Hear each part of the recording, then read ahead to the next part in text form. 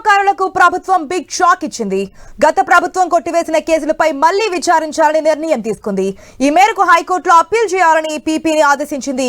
కాపు ఉద్యమంలో భాగంగా అప్పటి నేత ముద్రగడ పద్మనాభం రైలు రోకో నిర్వహించారు. అయితే ఈ నిరసనలలో రైలు దగ్ధం చేశారు.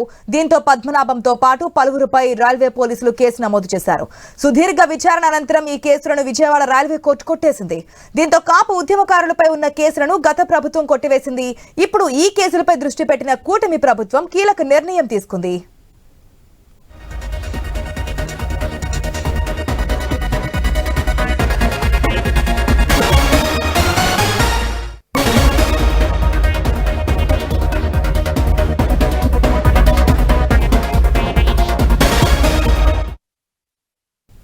కాపు ఉద్యమకారులకు ప్రభుత్వం బిగ్ షాక్ ఇచ్చింది.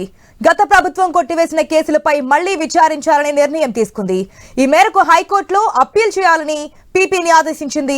కాపు ఉద్యమంలో భాగంగా అప్పటి నేత మాజీ మంత్రి ముద్రగడ పద్మనాభం రైలు రోకో నిర్వహించారు. అయితే ఈ నిరసనలలో రైలు దగ్ధం చేశారు. దీంతో పద్మనాభంతో పాటు పలువురిపై రైల్వే పోలీసులు కేసులు కూడా నమోదు చేశారు. సుదీర్ఘ విచారణ అనంతరం ఈ కేసులను విజయవాడ రైల్వే కోర్టు కొట్టివేసింది. దీంతో కాపు ఉద్యమకారులపై ఉన్న కేసులను గత ప్రభుత్వం కొట్టివేసింది. ఇప్పుడు ఈ కేసులపై దృష్టి పెట్టిన ప్రెజెంట్ కూటమి సర్కార్ కీలక నిర్ణయం తీసుకుంది.